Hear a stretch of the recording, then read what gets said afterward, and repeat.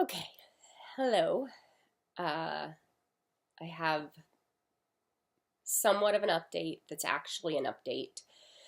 And I'm going to try and do this as calmly and rationally as possible. But to say that the last few days have been a little heated, I've been okay. I mean, I haven't gotten crazy angry. I don't tend to get crazy angry, but I've gotten more frustrated than I have in a while. We went and got a second opinion from Moffitt. Moffitt was wonderful, by the way, working with them. They were super easy to work with. I really liked the doctors I met with. We were there for the whole day. Originally, I had an appointment with the medical oncologist, and then the day before, I get a call saying I have a second appointment that afternoon with the radiation oncologist. And at first I was like, well, that's going to be pointless because the radiation team that I met with basically said radiation really wasn't an option. Gamma knife, gamma tile, that radiation doctor is the one that referred us to Moffitt to look into potential clinical trials. So I guess back up a little bit. One, if you're new here, my name is Melanie. For those that have been kind of just supporting us and been along for the ride with us, thank you. I know that, we've sought second opinions on my eye and surgery, and all of those second and third opinions were all in kind of consensus with my current surgeon's plan. What we didn't know we should have been looking for was a second opinion from an oncological standpoint, because we were told I had no evidence of disease, which technically was never true. It was based on the opinion of my current oncologist, but now that we have met with other oncologists, they would have approached it differently. Not just the oncologists at Moffitt, we've also gotten kind of confirmation from other oncologists that have said the same thing. So anyways, the radiation oncologist where my previous radiation was, they did not feel like they had options for me moving forward. So they referred me to Moffitt. We go to Moffitt. We meet with oncology, because Moffitt, they do basically, this might be all over the place, but basically the radiation oncologist at Orlando Health is where my previous radiation has been, and they are wonderful as well. I cannot say enough good things about them. But they felt like they had hit their extent of what they could offer. So he referred me to Moffitt for potential clinical trials, because he asked if my tumor had been tested for, it's called next generation testing, but it basically tests to see what kind of mutations your cancer may have. Some people have no mutations. Some people have mutations that can be treated, that there's already a medicine out there for, that would basically stop that mutation from creating new cancer or continuing to grow cancer. I could be getting this kind of wrong, but basically that seems to be like the layman's terms for how it works. No, my next gen mutation had never been tested. And so they referred me to Moffitt, because they said Moffitt does that. Not all places do. And Moffitt's kind of one of the leading hospitals, thankfully, not just in Florida, but in the United States, for that type of testing and potential clinical trials for that. So we go out there, like I said, expecting to meet just the clinical oncologist, but he had gone ahead and also set up an appointment with us for us to meet with the radiation oncologist. Like I said, I was like, okay, well, we'll do it. We're out there. We may as well. And then we met with both the medical oncologist first, then the radiation oncologist. From a medical oncology standpoint, at the moment, they do not have any clinical trials available to me. There is a clinical trial I could do if I do immunotherapy, which is what my current oncologist and hospital was recommending. was to start immunotherapy. But immunotherapy works almost like it's not an antibiotic, but it's like an antibiotic for cancer to suppress the cancer. It will not necessarily shrink the tumor. It could, but it's more of a preventative for further growth. It's to keep your cancer stable. It only works to cure in like 2% of people. And especially considering I have a very rare cancer, they don't know what the curative potential for that would be, but it's very small. It would just be to suppress any further growth. So Moffitt did not currently have any clinical trials. Unless I try the immunotherapy first, that doesn't work, then there is a clinical trial I can get in. I would be the only one with my type of cancer because squamous cell carcinoma in your sinuses and eye orbit is very rare to begin with. So that was a potential. And then the next generation mutation testing is going to take about 2 to 3 weeks for them to get the results back. Depending on what those results show, I could be potentially, that could open potential for clinical trials, or there may be a drug already out there that's gone through the clinical trial phase that they could put me on that will stop that mutation from,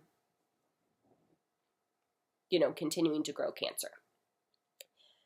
However, we then met with the radiation oncologist, and he said that they actually do have options to try and treat with more radiation, not gamma knife, not gamma tile. It would be actual radiation, but it's called it's either multifractionated. It can also be called hyperfractionated. But basically what it would mean is instead of doing one large dose of radiation in the day, it would actually be split into I would go to 2 separate radiations in that same day, once in the morning and then once at least 6 hours later in the afternoon, and it would be smaller doses, 2 smaller doses to equal that full dose. And they do that it has shown to be close to as destructive to the cancer, but better for the healthy tissue. So it's got less side effects for the healthy tissue. It doesn't have no side effects. It just has less. I could still end up with more necrosis. I could still end up with more, he's going to try really hard to avoid where I have the bone exposure and the hole, but he can't guarantee that there won't be some overlap. But basically I would do that fractionated radiation in conjunction with more chemo as well. So that was we've taken a few days to just kind of sit with that. As of right now, we currently are planning to move to Tampa for 6 weeks. Not looking forward to that.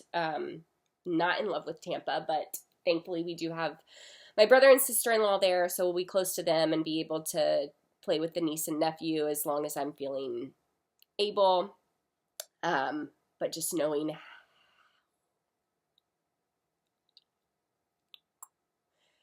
how bad radiation and chemo were for me last time, it's a little scary.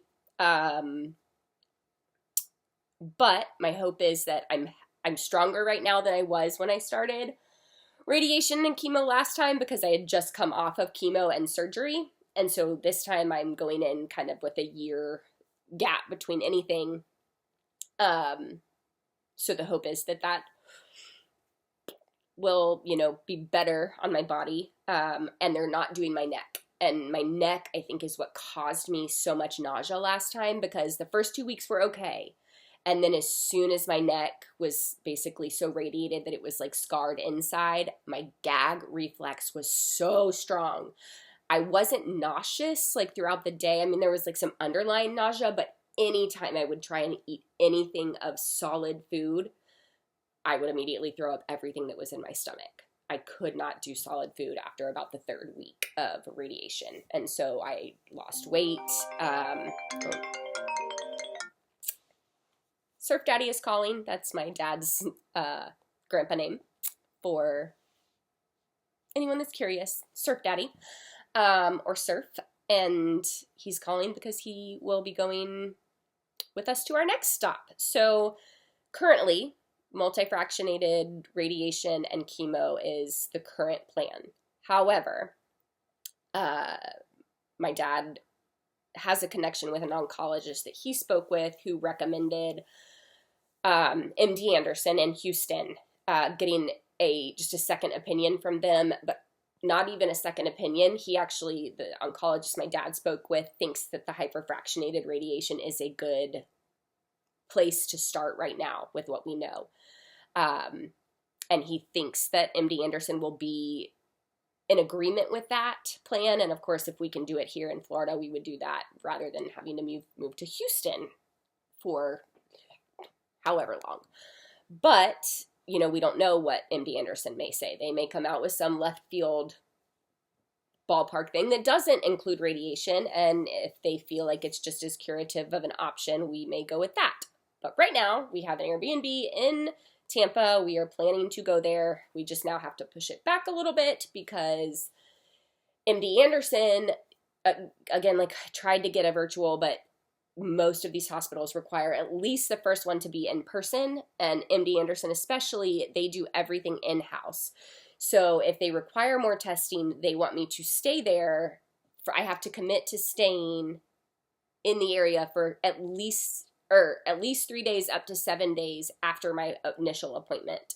They try their best to get me out as quickly as they can, but they can't guarantee anything less than 7 days. More than 7 days, less than, whatever. So as of right now, like I said, this is going to be all over the place. Yes, my dad spoke with the oncologist, but he said, what you need to do first before you do anything else is ask what's next. So MD Anderson is currently the leading, one of the leading, I think it's MD Anderson and then Memorial Sloan Kettering in New York, for my type of cancer in terms of clinical trials. So the oncologist my dad spoke with, who's not an option for me because he's a cervical oncologist, but he said, Moffitt's plan sounds great and hopefully it will work, but all of this cancer stuff is kind of a shot in the dark. Like, it's worked for people, but it may not work for you. So if it doesn't work, what's your next step? And you need to have it in place now instead of doing what we're doing now, which is scrambling, trying to figure out what the best option is, right? So he recommended getting into MD Anderson as soon as you could, even if it meant pushing back my radiation start date by a few days. Like a few days one way or the other isn't going to matter. So we have now pushed my radiation start date back by just 2 days at Moffitt in Tampa so that we can go to Houston for anywhere from 3 to 7 days. We currently have a one-way, well, I haven't booked it, but we're getting a one-way flight to Houston, hoping that we only stay 2 to 3 nights and then can come back, but with the potential of staying up to a week if we have to. So that is the update. We will either be doing this hyperfractionated radiation or a plan from MD Anderson, but most likely, I say that, I could be wrong because here we are.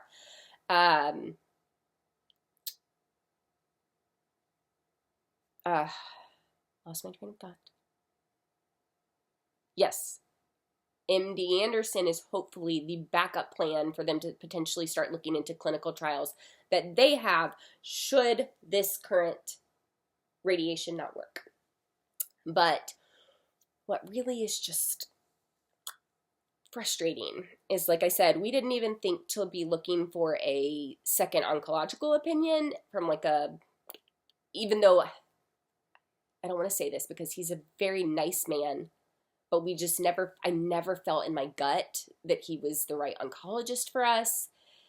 And I should have looked into other options, but that's neither here nor there at this point. But basically there's a test called the NAV-DX for cancers that are also HPV positive. Yes, my cancer is HPV positive, which I don't know if I've said out loud on here. I've answered people's questions about it because I've had people ask, and I'm not, ashamed to say that that's what I have. But it's got a stigma around it, right? Because you think that it's all a sexually transmitted cancer, and that's not the case. So I have always tested, I was shocked because I have always tested negative for HPV on a pap smear. Always. Still do. Still test negative. But you can have HPV anywhere in your body, and you do not have to have ever had intercourse for that to be the case. If you had a wart anywhere on your body as a child, on your finger, which I did on my ankle as a young kid, you have HPV in your body. It's about I can't remember the percentage, but a super high percentage of people in the world have HPV from childhood. And yes, you can get it as a sexually transmitted, thing. But that's not the only way to get it.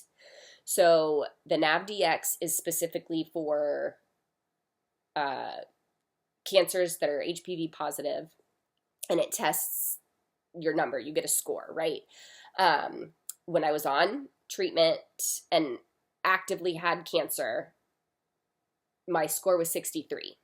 After treatment and the removal of my tumor, my score dropped to 4. And I was basically told no evidence of disease. It wasn't showing up on a PET scan. There was inflammation that they were looking at that they were keeping an eye on, right? Well, my score was a 4. Then all of this new stuff started because when I got tested again with the NavDx score 3 months later, my score was 26. And so the fact that it was going up is a somewhat of an indication that there's cancer. At least that's what I was told. Even though my oncologist said we're not going to blow the cancer's back whistle. But the oncologists the newer oncologists I have met with, all of them have said that a 4 would have been treated by them as cancer, because anything higher than undetectable, meaning a 0 or a 0.4, is considered potential of disease, right? Potential of cancer. They would consider a 4 a moderate belief that there's cancer in the body. A 26 is yeah, you're gonna, your cancer's not gone. So basically my cancer was never gone. I spent a year thinking it was gone, which was really nice for my psyche, but also I spent a year thinking it was gone when I probably should have been on immunotherapy, or I should have been looking into other options, right? And I could have, would have, should have all day, but I spent a lot of time there when I was first diagnosed. And if you're diagnosed, the quicker you can get out of the shoulda, woulda, couldas, the better for you. Because as much as you're going to do that to yourself, the stress of doing that to yourself is just as harmful to your body as people tell you sugar is. And that's a conversation for another day. But yeah, so, like I said, I can't coulda, woulda, shoulda. Where we're at now, we're getting, more options and potential clinical trials, but this radiation has been proven to be curative in people with my type of cancer. And so we're going with that over the immunotherapy, because curative obviously is what I would prefer over suppressing it and living with cancer. I did ask, I have been really, that's kind of what my current oncologist does. He just kind of tells you what you want to hear as long as it's online with the protocol.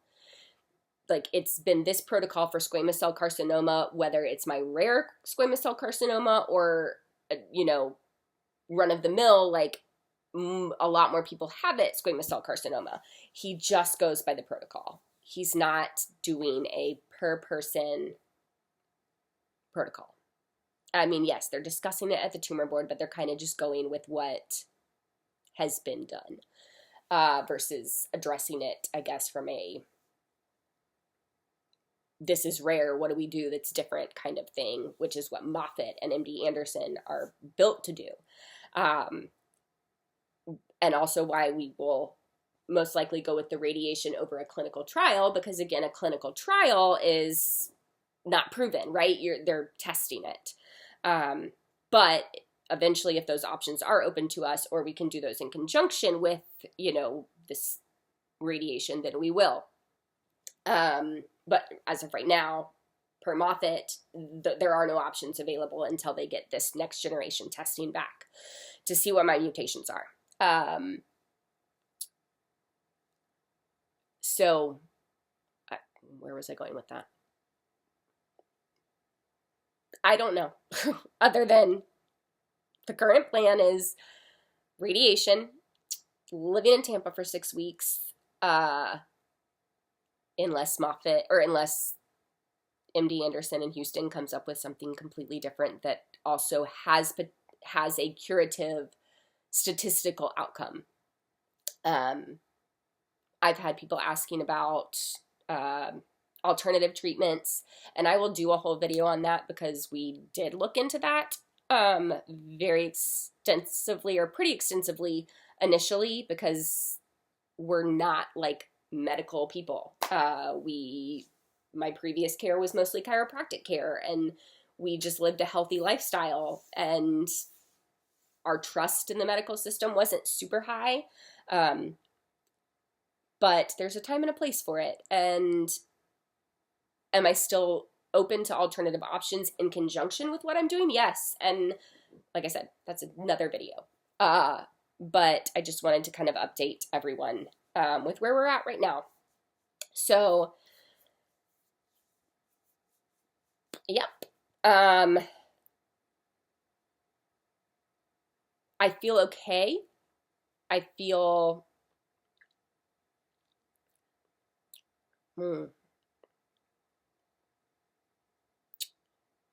hopeful is not the right word. I don't know the right word. I'm just putting my faith in God knows the plan. He knows what's next. And I'm trusting that he's in control and kind of guiding this. Like, we've gotten good connections in the last 2 days that have been just kind of opening more doors for us, which we're grateful for. And I feel it can only be driven by help from someone who's in far more control than myself. Because cancer does feel out of control. And I think I wanted to sit in the belief that I was no evidence of disease and just kind of be like, okay, I can just be loosey-goosey about it. I'm good. I just need to figure out surgically how to fix the hole in my face. And instead, I needed to have been more on top of basically considering cancer a full-time job. It was when I was undergoing active treatment, and is going to be again. But I think I need to be more proactive about it being a full-time job, even with, I've been on the phone on and off with doctors all day. And it feels a little like what it felt like when I was first diagnosed, and I just wanted nothing to do with it, but had to do it.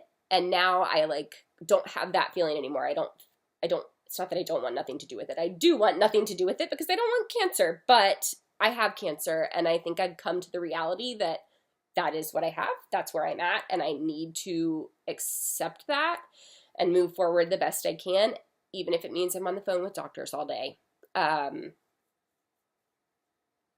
Yeah, so that's where we're at. I've had a lot of questions come in, and I will try and do videos to answer them because a lot of them have been repetitive questions that are kind of hard to answer in, typing it out because they're longer answers, but I will do my best to answer any questions you have, whether it's in a video or in response. Please know if I don't reply to a message, I try to look at all of them. But I always do filter, if you have a question, just be sure to put a question mark behind it, because I do filter my messages to contains questions so that I can find those easy and try and answer them. And if I haven't responded to you, please know that I do see and feel all your prayers and vibes and support, and I'm just grateful. And I, like I said, I do my best to try and at least like love or say thank you, but it can be a lot because I'm trying to watch her, and my mom comes one day a week right now so that I can go and kind of just like talk with the community and talk with you guys, which I love doing. I just can't do it all day.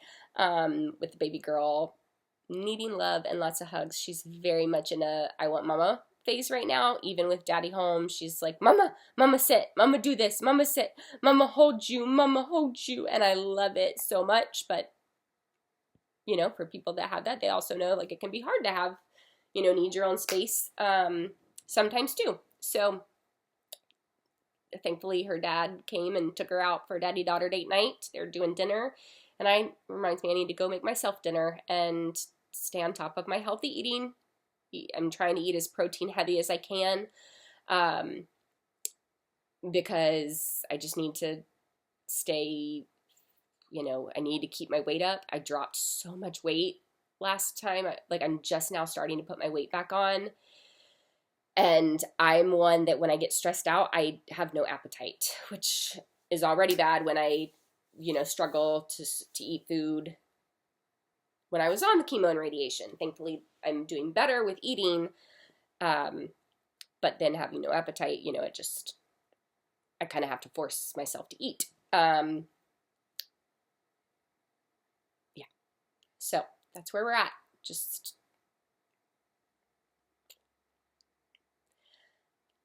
continue to send thoughts, and please know that if you are going through anything, or really everyone's going through something, so know that my thoughts are with you. We're all just humaning together, as humaning as we can. Being human is tough sometimes, so happy humaning. Thank you everyone for being here.